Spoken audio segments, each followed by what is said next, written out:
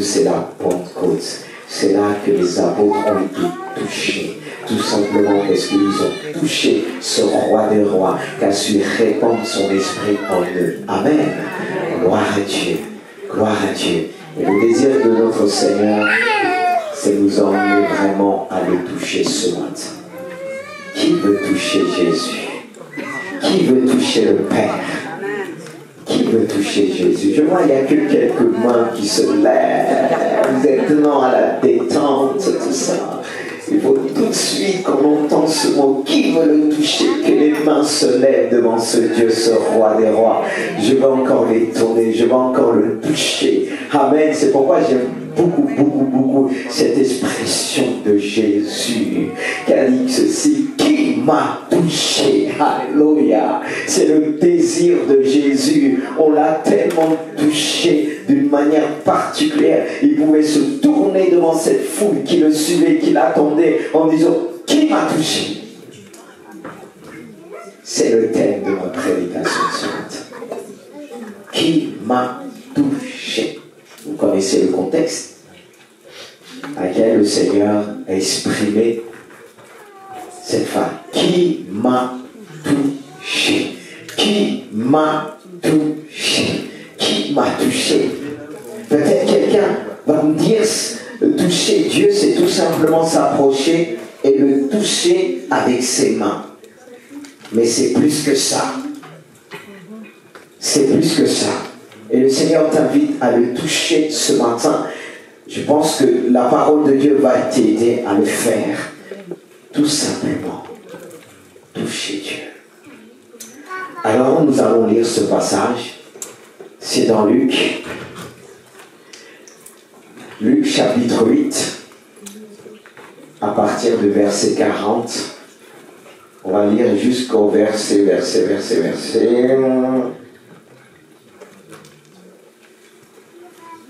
Jusqu'au verset 47. Même si jusqu'au verset 48. Jusqu'au verset. Je t'avais donné que 47, alors tu peux prolonger. À son retour, Jésus fut reçu par la foule, car tous l'attendaient, et voici il vint un homme nommé Jairus, qui était chef de la synagogue. Il se jeta à ses pieds et le supplia d'entrer dans sa maison. Parce qu'il y avait une fille unique d'environ 12 ans qui se mourait. Pendant que Jésus y allait, il était pressé par la foule. Mais Jésus répondit: quelqu'un m'a touché. J'ai connu qu'une force, une puissance, était sortie de moi. La femme, se voyant découverte, vint toute tremblante, se jeta à ses pieds et déclara devant tout le peuple. Se jeter à ses pieds et déclara devant tout le peuple pourquoi elle l'avait touché et comment elle avait été guérie à l'instant. Jésus lui dit: ma fille, ta foi t'a sauvée, va en paix. Va en paix. Amen. Amen. Voyez, ce contexte nous montre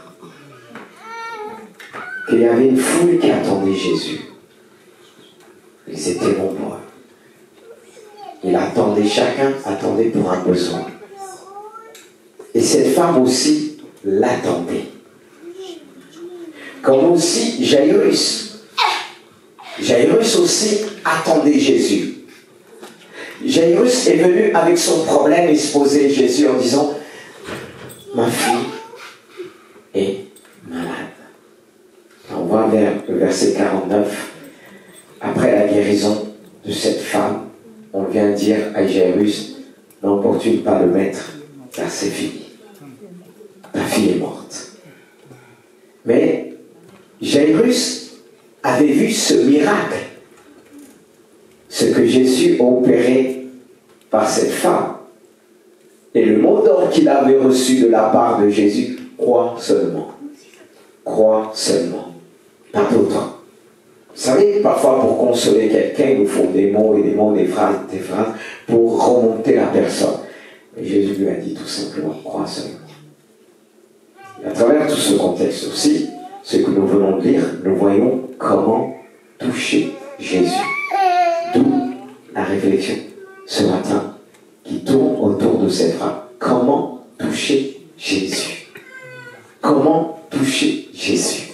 Comment incliner le cœur de notre roi? Car elle a dit, qui m'a touché?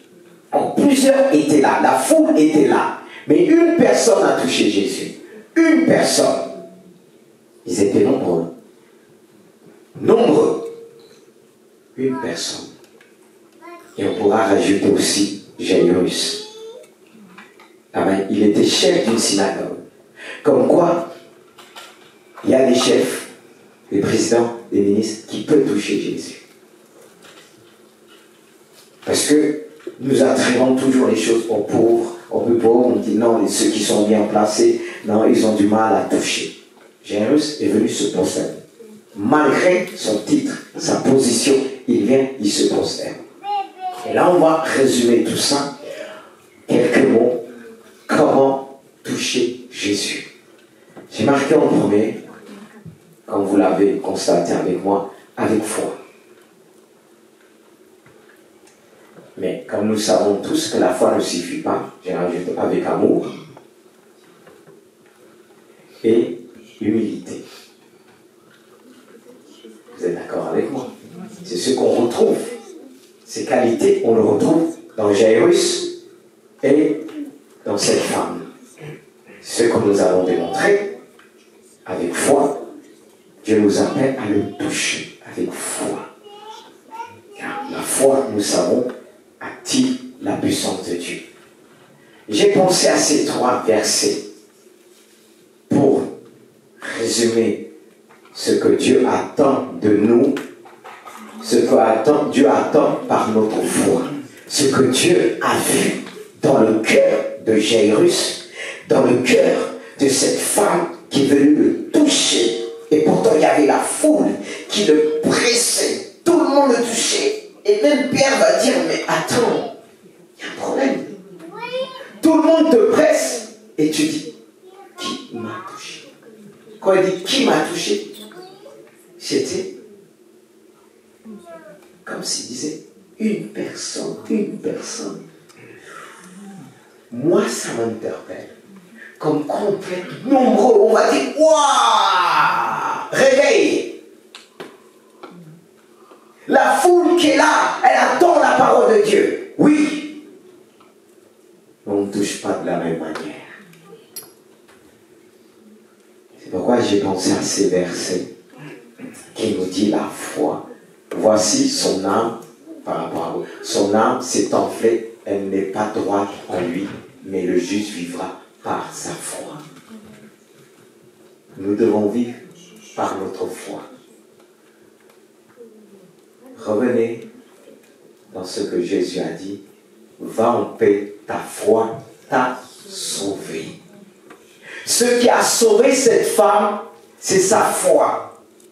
Et il ne s'agissait pas simplement du salut sur le plan physique, émotionnel, mais spirituellement. Il va lui dire, va, ta foi t'a sauvé. Et ce passage nous dit par Habakkuk, le juste vivra par sa foi. Cette foi doit grandir. Cette foi doit s'approcher devant celui qu'on appelle le rémunérateur de notre foi. Et si tu es juste, on doit te reconnaître par ta foi. Cette femme est venue toucher Jésus, le vêtement de Jésus, en disant, si je pouvais le toucher, je serais guéri. Elle a cru avant le toucher. La foi, c'est de croire avant de toucher. Elle a cru dans ses pensées. Elle ne s'est pas laissée prendre par la foule. Il y avait la foule qui le pressait, mais elle savait qu'elle allait le toucher. Il y a ceux qui reculent lorsqu'ils voient la foule, mais cette femme n'a pas reculé. Elle se dit, si je pouvais le toucher, je serais guérie. Ah oui, la foi, c'est quelque chose. Active la puissance de Dieu. Et j'ai pensé aussi à ce verset que nous connaissons tous, qui dit, or sans la foi, il est impossible de lui être agréable. Cette femme était agréable à Dieu, car la foi a touché, et Dieu ne pouvait pas rester indifférent. Et cette foi qu'a touché a activé la puissance, car il dit, une force est sortie de moi. Jésus ne pouvait pas contenir cette force. Dieu ne peut pas garder la force, sa force uniquement pour lui, devant la foi d'un homme, devant la foi d'une femme qui s'approche de lui. Car nous avons vu dans plusieurs contextes, Jésus va demander à certains, est-ce que tu crois, est-ce que ceci va se tourner? Mais Jésus a senti une force est sortie de lui. Lorsqu'on va lui demander, dit non. J'ai senti une puissance est sortie de moi. Et c'est la puissance de la Pentecôte qui sort de Jésus. Et c'est lui vraiment la source de bénédiction et de guérison. Une force est sortie. Il n'avait pas besoin de venir prier, en poser les mains de cette femme. Il y a ceux et celles qui s'approcheront tout simplement de Jésus-Christ. Il n'aura pas besoin de se tourner, mais une force sortira de lui. Une force sortira du ciel. Si tu t'approches avec la foi pour toucher Dieu, une force sortira du ciel. Et personne ne pourra bloquer cette force. Personne ne pouvait bloquer cette force malgré la foule. Malgré ceux qui étaient devant et le pressaient. D'ailleurs, Pierre n'a pas vu cette femme, l'a pas vu venir. On ne voit pas venir ceux qui ont la foi. On ne les voit pas venir. La foi, elle peut être visible et invisible. Car cette femme est venue à toucher, elle a reculé. Elle a pris la guérison. Elle a pris la puissance de Jésus pour sa guérison. Quelle foi! Ah, elle m'en sait. Elle me pousse à expérimenter aussi cette dimension de foi qui va toucher. Sans oublier la foi de Jairus. On vient le dire maintenant. Ta fille, c'est fini. Elle est morte. Non. Il voulait toucher Jésus. Il voulait montrer à Jésus, il croit, combien même sa fille est morte. Il croyait que Jésus était capable. La ressuscité. Quelle foi! La foi nous emmène vers la résurrection. La foi nous emmène à voir la résurrection de notre Maître, de notre Roi, ce qu'il est capable de faire. Amen, amen, amen. Mais quel genre de foi? Je vais encore plus loin. Quel genre de foi que Dieu attend? Quel genre de foi qui est agréable à Dieu? Quel genre de foi qui touche? Donnez-moi ce verset. Car ainsi parle l'Éternel, le Seigneur. Par le Seigneur éternel, le Saint d'Israël, c'est dans la tranquillité et le repos que sera votre salut. Et c'est dans le calme et la confiance que sera quoi? Votre force. Le calme et la confiance activent la force, la puissance de Jésus-Christ. Parfois, on a besoin que toucher notre roi par le calme, par la tranquillité. Lorsqu'on voit la tempête, tout s'agite autour de nous, on reste calme, on reste confiant, ça active une puissance qui vient du ciel. Est-ce que tu as ce genre de foi? Quand vient la tempête, les problèmes s'agitent et tout négatif autour de toi et toutes les nouvelles que tu entends, elles sont mauvaises. N'est-ce pas qu'il est dit, le juste ne craint pas? Pourquoi? Parce qu'il vit par sa foi. Et c'est ce que Dieu veut voir en nous. Ces genres de foi qui ne laissent pas Dieu indifférent. Dieu ne peut plus agir quand il voit un homme, une femme face à une situation. Tu restes calme, tu restes confiant. Ça tire la force, la puissance de Dieu, la puissance de la Pentecôte, elle peut que descendre. Amen.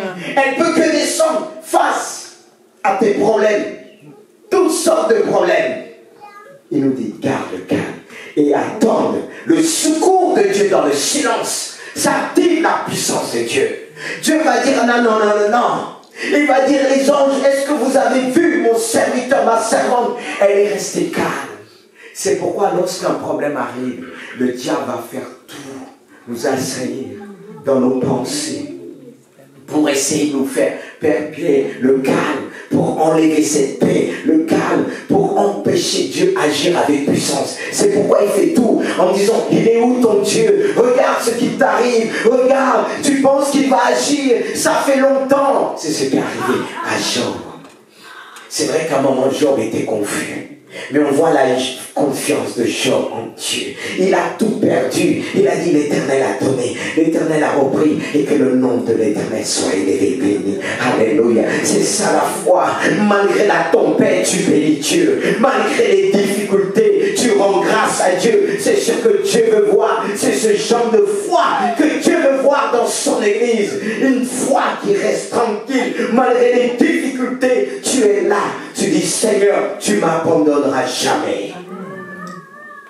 Et cette foi aussi, calme, tranquille, qui reste dans le repos, nous emmène à toucher le cœur de Dieu et rentrer dans le repos de Dieu, dans un repos éternel, et dans le repos qui va te donner cette délivrance totale, cette libération, car le salut de Dieu nous parle de la délivrance, nous parle de la libération. Il nous libère. Quand on reste dans le repos de Dieu, il nous donne cette foi qui est puissante.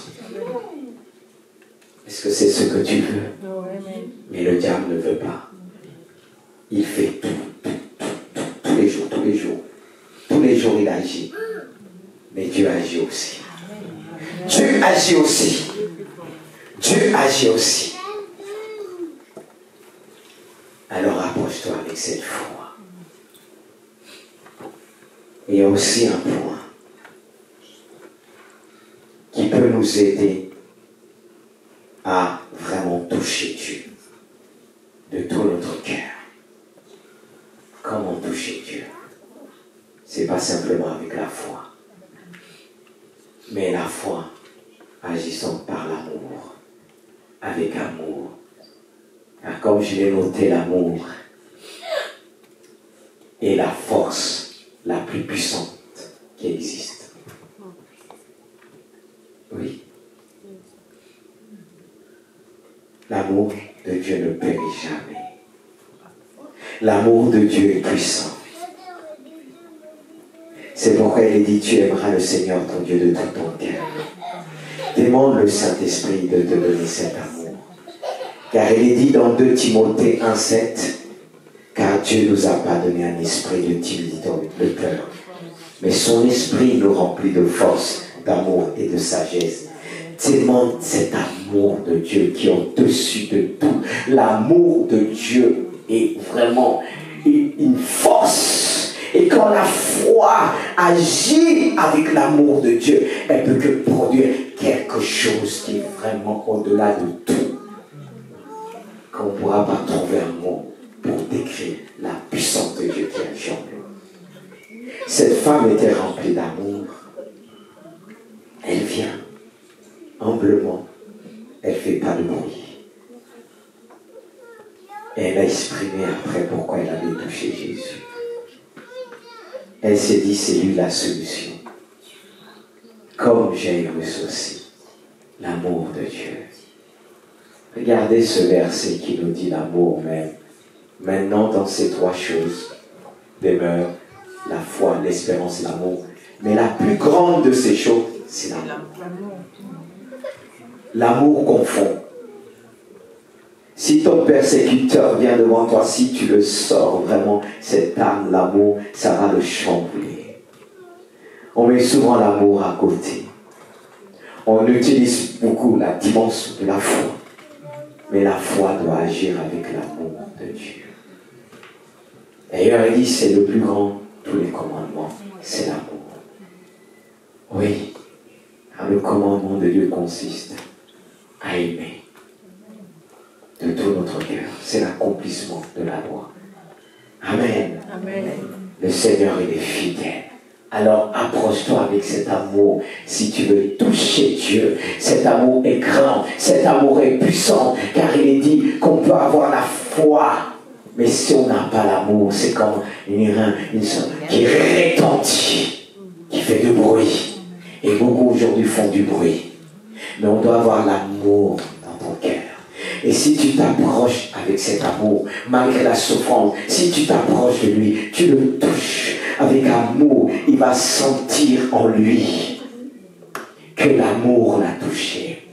Car ça fait partie de la nature de Dieu. Et par le Saint-Esprit, il nous remplit de son amour. Par le Saint-Esprit, il nous remplit de sa grâce. Par son amour éternel, il nous révèle les choses. Il nous révèle son cœur. Si tu veux connaître le cœur de Dieu, reçois l'amour de Dieu. Et approche-toi de lui et touche-le avec cet amour qu'il a mis dans ton cœur. En disant, Seigneur, apprends-moi à aimer. Apprends-moi à t'aimer. Apprends-moi à aimer ceux qui sont difficiles autour de moi. J'essaie pas de te dire de donner ta confiance, parce qu'on ne peut pas donner sa confiance, son cœur à nos ennemis, mais on peut apprendre à les aimer. Que Dieu puisse nous aider. Mais dans l'amour, on voit aussi l'humilité. C'est ce qui est bien dans l'amour de Dieu. Cet amour qu'il nous a donné, on voit quoi? L'humilité. L'humilité, comme je l'ai dit, c'est une clé. L'humilité est la clé de la puissance de la victoire. Pourquoi? J'ai pensé à ce proverbe, proverbe 28, 29, 23. L'orgueil d'un homme l'abaisse, mais celui qui est humble d'esprit obtient la gloire, la puissance de Dieu. Jaïrus a obtenu la puissance de la résurrection. Cette femme a obtenu l'onction, ou bien la puissance de la guérison. L'autre obtient la résurrection, mais l'autre par son humilité, elle obtient quoi? La guérison. Et pendant 12 ans, elle avait dépensé tout son argent. Et ça lui a appris l'humilité.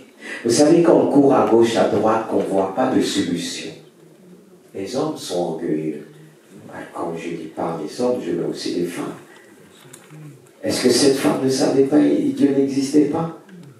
Elle a tout dépensé. Elle a tout dépensé. Chez les médecins. Et malgré ça, elle est restée malade. C'est ce qui arrive aujourd'hui. Les gens essayent, quand tout va bien. Il n'y a pas Dieu. Mais quand il y a un problème, ils se rappellent de l'Église. Ils se rappellent qu'un Dieu existe. Et il vient tout malheureux. Et c'est là qu'ils apprennent l'humilité. Et cette femme, elle était toute tremblante. Marque d'humilité. Quand Jésus a dit qu'il m'a touché, elle a dit, écoute, c'est moi! J'ai reçu la guérison. Elle était toute tremblante. Elle a dit, elle a témoigné la puissance du témoignage. Le Saint-Esprit bénit notre témoignage. Enlève la peur. Elle qui était toute tremblante, elle va témoigner. C'est ça la Pentecôte. C'est le témoignage de la puissance du Saint-Esprit. Ce que Dieu est capable de faire, il est capable de transformer. Il est capable de te guérir. Tu n'as pas même besoin de venir là. Prends la foi de cette femme. L'amour et l'humilité de cette femme. Si tu es là, tu t'approches. Tu touches le vêtement de Jésus-Christ. Elle a touché une partie symbolique de son vêtement où il y avait la frange. Et là, ça résume symbole de la parole de Dieu. Elle a touché la parole. Et une parole est sortie de Jésus. Et si tu t'approches de la parole, cette parole qui est là devant toi, une parole de guérison sortira de Jésus. Car Jésus-Christ est la parole de Dieu faite chair.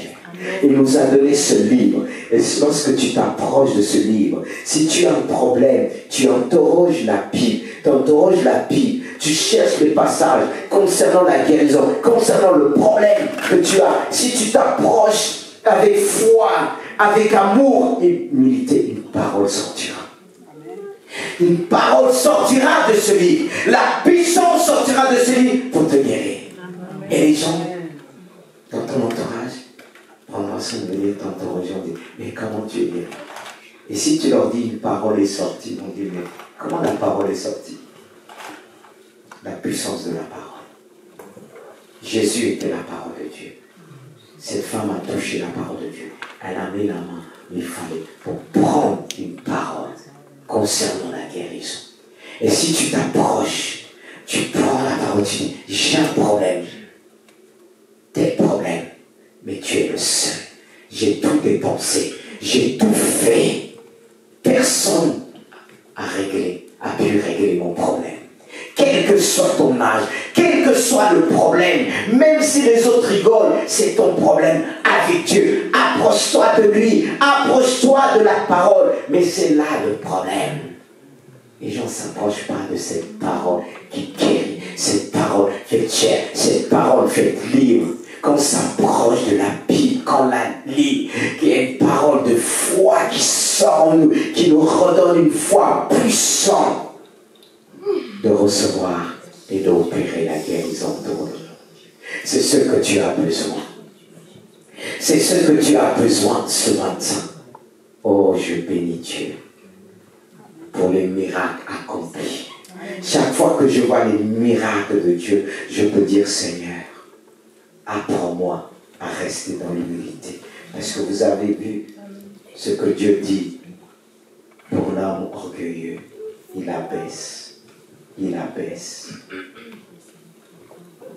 On peut avoir des belles prières.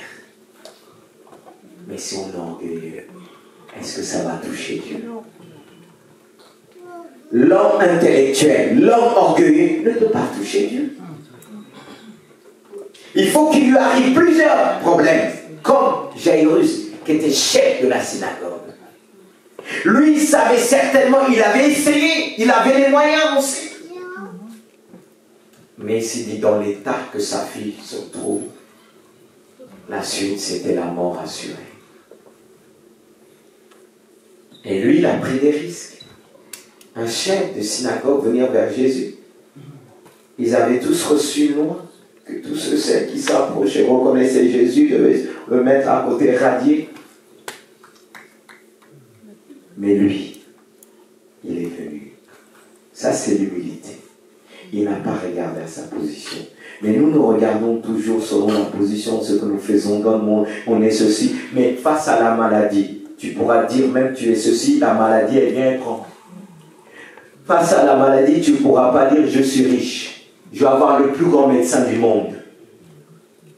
Même avec le plus grand médecin du monde, il y a des maladies qui ne pourront pas faire face. Et Jairus a compris cela. Il est venu avec humilité, avec foi. Parce qu'il fallait voir la foi. On vient de dire, c'est fini, ta fille est morte. Ne fatigue pas le maître. Il a gardé la foi. Garde la foi. Peut-être on t'a annoncé des nouvelles qui te dépassent. Des nouvelles, même intellectuellement, on t'a dit, c'est bon. On sait que tu pries, mais là, Dieu ne peut rien faire. Vous avez souvent entendu ça. Quand ça a des problèmes, on dit, ah, ton Dieu là. Cette situation, non, tu peux prier. Ton Dieu là ne peut pas faire. Enfin, il fait pas. Quand il ne fait pas, il y a une raison encore plus grande. Plus puissante. N'est-ce pas? Il dit, toutes choses concourent au bien de ceux qui aiment Dieu. Toutes choses concourent au bien de ceux qui aiment Dieu. Alors si tu aimes Dieu, même si les choses vont contrairement à tout ce que tu penses que tu as fait, si tu aimes Dieu, même des fois qu'on a tort, on vient dire Seigneur pardon, j'ai tort. On pleure, On dit Dieu, je t'aime. Qu'est-ce qu'il fait après? Si ton enfant vient, il a tort, il a fait des trucs, il pleure, tu vois l'amour, est-ce que tu vas le condamner? L'amour est puissant. L'amour active le pardon de Dieu. Parce qu'on était tous pécheurs. Qui n'a pas fait? Et le problème, il faut savoir se repentir. Il y en a qui ne veulent pas se repentir. Parce que Dieu ne pardonne pas tout. Parce que s'il pardonnait tout, ceux qui vont se retrouver en enfer seront pardonnés. Vous n'êtes pas d'accord avec moi? Il les aime. Il aime tout le monde. Mais il ne va pas pardonner tout le monde. Est-ce que vous voulez que je répète pour pas que ça soit mal interprété? Dieu aime tout le monde, mais tout le monde ne sera pas pardonné. Pourquoi? Il y en a qui ne vont pas se repentir. Tout simplement. La repentance, c'est un mot d'ordre qui nous permet de recevoir la grâce de Dieu. C'est pourquoi il dit, si mon peuple sur qui mon nom est invoqué, il prie, cherche ma face. Si c'est détourné de ses mauvaises voies, je pardonnerai, je les exaucerai des cieux. Voilà, tout simplement. Alors, si tu veux activer la puissance de Dieu, approche-toi avec l'amour. Comme cette femme a fait, si on peut terminer avec ce passage, ce mot. La foi opérant par l'amour active la puissance de la Pentecôte, la puissance de Dieu, la puissance du témoignage de la guérison. C'est ce que la Pentecôte a fait dans les Actes des Apôtres. Elle le fait encore aujourd'hui.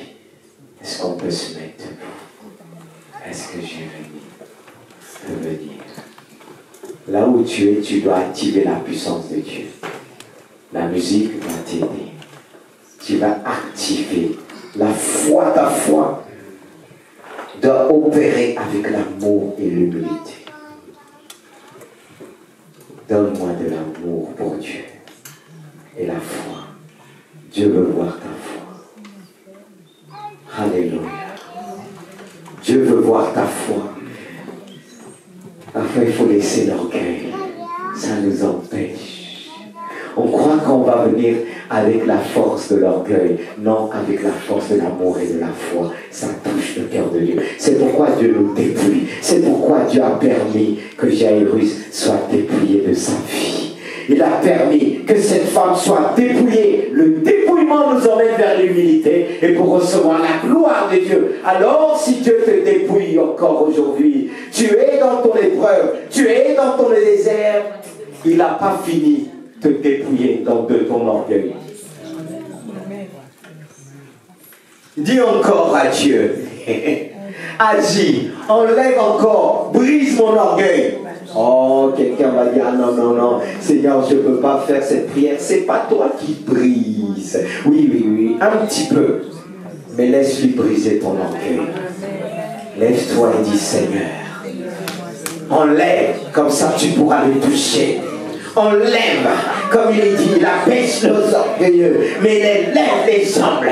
Il leur fait connaître sa gloire. Seigneur, je te prie ce matin, par la puissance du Saint-Esprit. Tu vois tous ceux et celles qui désirent te toucher. Touche ton Dieu, touche ton Dieu, touche ton Dieu ce matin. Touche ton Dieu, abandonne l'orgueil. Vous savez, ceux qui sont orgueilleux passent tout le temps dans les critiques. C'est-à-dire qu'ils se sentent meilleurs. Ceux qui critiquent, ceux qui se sentent meilleurs que les autres. Moi, quand on vient me parler, j'ai dit, laissez-moi m'occuper de mon assemblée. Oh. Hey, il y a des problèmes partout. Mais on se croit qu'on est meilleur que les autres. On croit que... Mais toi qui crois, mais l'autre, il a quelque chose que tu n'as pas. Mais on est là, ta vie. Moi, quand on vient me dire, tu dis, hey, laissez-moi. J'ai trop à faire. Ça, c'est l'homme orgueilleux. Mais l'homme humble, dépouillé, comme Jairus. Il ne vient pas dire, je suis chef de synagogue, il vient avec son titre. Il vient tel qu'il est, en tant que père. Il n'est pas venu en tant que chef, il est venu en tant que père, un père brisé. Alors toi, approche-toi en tant que père. Tu as ton problème, tu souffres, ta fille souffre, mais approche-toi, humilie-toi devant Dieu en disant ma fille souffre. Si tu t'approches, avec humilité et foi. Combien même les nouvelles viennent, les nouvelles arriveront pour te mettre par terre. Oh Seigneur. Tu marcheras toujours derrière Jésus. Amen. Et tu entendras cette parole qui te dit, crois seulement que Dieu puisse augmenter ta foi. Dis-lui, augmente-moi la foi, que je puisse encore te toucher. Dis-le ce matin. Peut-être tu es venu pour une guérison. Amen. La guérison de ton enfant. Approche-toi avec foi. Une foi qui déplace les montagnes. Une foi qui reste dans la tranquillité. Une foi qui reste dans le calme. C'est pas facile. Nous vivons dans un monde difficile. Il est difficile de garder la foi. Rester calme. Mais Dieu te dit, tu peux. Amen. Si tu gardes tes regards fixés vers Jésus. Amen. Face à la croix. À la mort de la croix qui était vraiment horrible. La croix voulait pousser Jésus à maudire, mais Jésus a béni. Malgré la souffrance, il y a des hommes, femmes qui souffrent, qui maudissent, qui sont aigris, qui mettent tout sur le gouvernement, qui mettent tout sur le ministre. Non, non. Si tu es touché, si tu touches Dieu, tu pourras toucher les autres. Et tu ne mettras plus la faute sur les autres, sur tes responsables. Mais tu pourras les toucher parce qu'ils verront le calme en toi. Dis à Dieu de te donner cette foi. Un esprit tranquille, de repos. Un esprit qui attend le secours de Dieu. Alléluia. Alléluia. Je sens la présence de Dieu. Amen. Je ne vais pas vous demander de venir, mais restez là où vous êtes. Alléluia. Mettez la main sur votre poitrine. Fermez vos yeux. Ça va vous aider à vous concentrer. À ne plus entendre ces voix autour de vous. Et entendre la voix de la repentance qui te pousse à se tourner vers Dieu sincèrement. Peut-être tu as tout fait. Tu as dépensé ton énergie. Mais jusque-là, tu es méprisé. Tu es rejeté.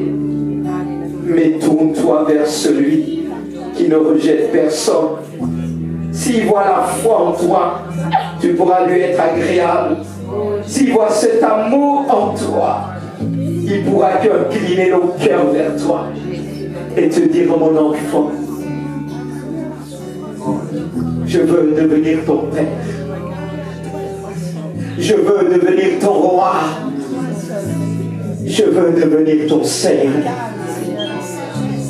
Dis-lui, il est la Pentecôte que tu attendais.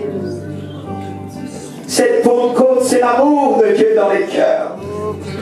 L'amour qui transforme. Cet amour qui nous pousse à témoigner de la grandeur de notre roi. Touche Dieu. Touche avec ton âme, avec ton esprit. Car il est dit, les vrais adorateurs, c'est ceux qui adorent Dieu en esprit, en vérité. Plus tu vas toucher Dieu, plus la maladie va disparaître. Amen. Touche avec la foi. Seigneur, tu vois tous ceux et celles qui te touchent dans ce lieu. Souffle sur eux. Tu connais leurs problèmes de chacun par la puissance du Saint-Esprit. Souffle. Souffle. Il souffle dans ton cœur. Il ôte cette maladie. Crois seulement. Crois seulement. Crois seulement. Crois seulement. Et touche par la foi. Dis-lui, je crois. Je suis guéri. Je crois. Je reçois. J'ai mis ma confiance en toi. Je mets mon âme en toi. Souffle. Souffle. Esprit de Dieu. Tu es la Pentecôte qui est descendue du ciel. À Pentecôte, c'est le Saint-Esprit, la puissance du Saint-Esprit qui est venu mettre en nous des paroles de connaissance, des paroles de sagesse, des paroles de guérison. Esprit Saint de Pentecôte. Ça a été répandu aussi dans les cœurs à Gisors. On ne te demande pas de nouveau de descendre. Tu es déjà descendu et tu nous as remplis du Saint-Esprit. Tu nous as remplis du Saint-Esprit. Toi qui as dit l'Esprit du Seigneur est sur moi, parce que ma voix pour apporter la bonne nouvelle aux pauvres, pour guérir ceux qui ont le cœur brisé. Oh oui, ton cœur a été longtemps brisé, empiétiné, mais reçois la guérison. Reçois la guérison. Reçois la guérison. Pas de raison. La parole de Dieu a suscité la foi en toi. La parole de Dieu a suscité l'humilité en toi. Et c'est ce qui va te permettre de le toucher. Peut-être tu n'es pas rentré avec cette humilité, tu n'es pas rentré avec cette foi, mais tu vas repartir non seulement avec la guérison, mais avec la foi de Dieu, avec l'amour de Dieu, avec la sagesse de Dieu. Alléluia. Amen, amen. C'est mon désir pour toi. Reçois ce matin. Tu n'as pas besoin de venir, il y avait la foule. Et Jésus a dit une seule personne l'a touché. Mais aujourd'hui, il ne s'agit pas d'une seule personne. Je prie pour que tous puissent le toucher. Alors toi qui es touché par la foi, par l'amour, par la sagesse de Dieu, plus il va chanter avec nous, plus la foi va grandir. Et la foi va chasser loin la maladie. La foi va chasser loin les problèmes à distance. Il ne reviendra plus. Tous ces problèmes, tu peux les voir. Comme tu as dit à Moïse, les Égyptiens que tu vois aujourd'hui, tu ne les verrais plus. Tu ne les verrais plus. L'humilité de Moïse a porté Moïse. Et Moïse a vu la gloire de Dieu face à la mer Rouge. Et l'orgueilleux Pharaon et ses soldats sont descendus plus bas que bas de la terre. Engloutis par la terre, engloutis par la mer. Il abaisse vraiment les orgueilleux. Il abaisse. Et Moïse a été élevé au milieu du peuple. Moïse a été élevé au nom puissant de Jésus. Reçois la guérison. Reçois la guérison. Reçois la délivrance. Reçois la délivrance. Reçois. Tu as reçu, alors tu vas chanter avec nous. Chantons ensemble. J'entre tes mains, j'abandonne tout ce que j'appelle bien. Oh, ne permets à personne, Seigneur, d'en reprendre bien. Oui, prends tout, Seigneur, tout, Seigneur. Oui, prends tout, Seigneur. Oh Jésus, de ton Église. Entre tes mains, j'abandonne tout avec bonheur. Je n'ai pas peur de te suivre.